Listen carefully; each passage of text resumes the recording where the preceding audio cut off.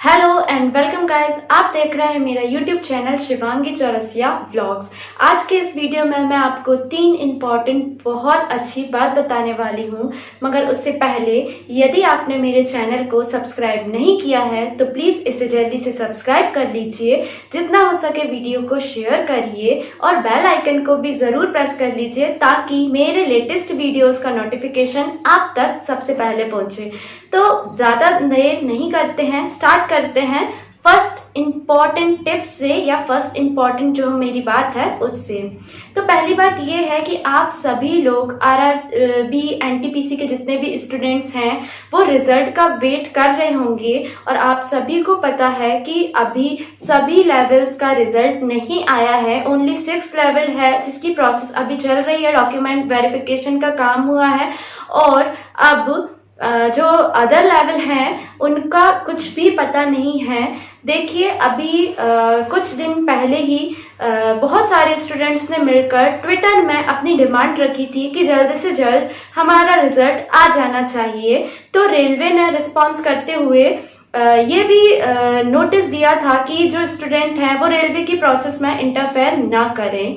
तो देखिए अभी रिजल्ट आना किसी के भी हाथ में नहीं है और कोई भी यूट्यूबर या कोई भी आपको ये नहीं बता सकता है कि जो अदर लेवल के हमारे एग्जाम्स हैं उसकी रिस्पॉन्स शीट कब आनी है, हमारे टाइपिंग टेस्ट की रिस्पॉन्स शीट कब आनी है और अदर लेवल का रिजल्ट हमारा कब तक आएगा, कब तक ज्वाइनिंग हो जाएगी स्टूडेंट्स की, या फिर प्रोसेस कितनी लंबी चलने वाली है। तो देखिए रिजल्ट तो आरआरबी के हाथ में ही है। जो प्रॉपर डेट है सिर्फ आरआरबी बता सकता है, बाकी जो अदर लोग हैं वो सिर्फ आपको एक टेंटेटिव डेट ही बता सकते हैं।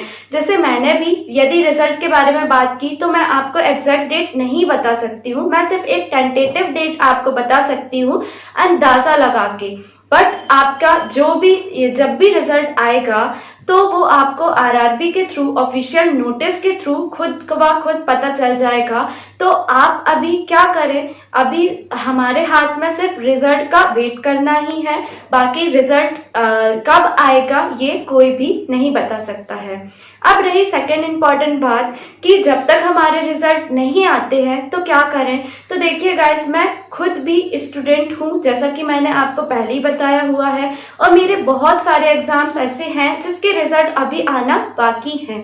तो मैं नहीं बोल सकती हूँ कि फाइनली मेरा सिलेक्शन किसी भी एग्जाम में हो रहा है या नहीं हो रहा है। तो क्या कर सकते हैं उस ड्यूरेशन में कि जब तक आपका रिजल्ट नहीं आ रहा है आप किसी आगे दूसरे एग्जाम की तैयारी कर सकते हैं। जैसा कि मैंने अपने लास्ट वीडियो में भी बताया हुआ था कि अभी 2 जो इम्पोर्टेंट वैकेंसी है वो मैंने उसके फॉर्म फिल किए हुए हैं। उनमें से पहला है एसएससी सीजीएल, क्योंकि उसका एग्जाम पैटर्न चेंज हो गया है तो काफी लोगों के लिए वो सही है। और दूसरा है एफसीआई। तो यदि आपने भी ये 2 फॉर्म फिल किए हुए हैं तो आप उस एग्जाम की तैयारी कर लीजिए, तो आपके लिए वो भी अच्छा होगा। और यदि अभी तक फॉर्म फिल नहीं किए हैं तो आप अभी भी फॉर्म फिल कर सकते हैं क्योंकि अभी उसकी डेट अक्टूबर तक है। तो देखिए मैं अभी, मेरा कोई 100% श्योर नहीं है कि मेरा किस एग्जाम में हो रहा है क्लियर, में मेरी ज्वाइनिंग कहाँ हो रही है, हो भी रही है या नहीं हो रही है। तो तब तक के लिए मैं आगे के एग्जाम की प्रिपरेशन कर रही हूँ। इसी तरीके से आप भी, यदि आप 100% श्योर हैं कि आपके मार्क्स बहुत अच्छे हैं, आपका टाइपिंग टेस्ट बहुत अच्छा गया है और आपका ज्वाइनिंग कहीं ना कहीं हो ही जाएगा, तो आप रिजल्ट का वेट कर सकते हैं। बट यदि आपको 1% भी डाउट है तो आप रिस्क मत लीजिए, क्योंकि आप सभी को पता है कि यदि एक बार जो हमारी स्टडी है उसमें यदि स्टॉप लग जाता है, यदि कहीं छोटा सा ब्रेक आ जाता पढ़ाई में तो रीस्टार्ट करना बहुत मुश्किल हो जाता है। क्योंकि कंपटीशन एग्जाम एक ऐसी चीज है कि यदि आप थोड़ा भी अपडेट नहीं रहते हो तो आप काफी पीछे चले जाते हो, क्योंकि इसके लिए आपको हर दिन अपडेट रहना पड़ता है, हर दिन की न्यूज देखनी पड़ती है और जो हमारा प्रैक्टिस है वो बरकरार रहना पड़ता है। मतलब कि प्रोसेस में होना चाहिए, आपकी जो भी प्रैक्टिस है वो लगातार कंटिन्यू होना चाहिए, तभी आप क्वेश्चन को टाइम के अकॉर्डिंग कर पाएंगे। तो मेरे यही आपसे एक रिक्वेस्ट है कि यदि आपको 100% श्योरिटी है कि आपका सिलेक्शन हो जाएगा तो आप वेट कर सकते हैं। बट यदि आपको डाउट है और आपके मार्क्स ज्यादा नहीं है तो आप दूसरे एग्जाम का प्रिपरेशन स्टार्ट कर दीजिए। आप वहां पर थोड़ा सा भी रिस्क मत लीजिए, क्योंकि ये आपके फ्यूचर की बात होती है। अब थर्ड इम्पॉर्टेंट बात ये है कि बहुत सारे स्टूडेंट्स कमेंट करके मुझे ये पूछते हैं कि ये तो पुराने स्टूडेंट्स के लिए रही बात, जो न्यू एस्पिरेंट्स हैं वो कैसे स्टडी करें, वो शुरुआत कैसे करें। तो मैं आपको एक बहुत अच्छी टिप ये देना चाहती हूँ कि जो भी फ्रेशर है, जो न्यू स्टूडेंट है, उनको नहीं समझ में आता है कि वो कैसे अपनी पढ़ाई करें, तो सबसे पहली बात तो ये है कि उनको हर एक टॉपिक पढ़ना पड़ेगा, हर सब्जेक्ट का। जैसे मैथ्स की मैं बात करूँ तो मैथ्स के सारे चैप्टर धीरे धीरे स्टार्ट करने पड़ेंगे। और यदि आप फ्रेशर हैं तो आपने डेफिनेटली कहीं ना कहीं कोचिंग की होगी, वेदर इट इज यूट्यूब और एनी अदर प्लेटफॉर्म। या तो आपने ऑफलाइन क्लासेस ज्वाइन की होगी, या तो आप ऑनलाइन पढ़ाई करते होंगे, बट कहीं ना कहीं से आप प्रिपरेशन कर रहे होंगे। तो आप एक एक चैप्टर करके कंप्लीट करिए, हर किसी सब्जेक्ट को आप लीजिए और उसका एक एक चैप्टर आप करते जाइए। जैसे मैं मैथ्स की बात करूं तो मैथ्स में यदि एक चैप्टर है तो एक चैप्टर के आपके 100 टाइप से भी ऊपर क्वेश्चन बन सकते हैं, क्योंकि बहुत वैरायटी के क्वेश्चंस रहते हैं। तो आप यदि एक चैप्टर पहले ले रहे हो तो एक चैप्टर के हर टाइप के क्वेश्चन करने की कोशिश करिए। फिर उस चैप्टर का आप पर्टिकुलर मॉक टेस्ट लगाइए।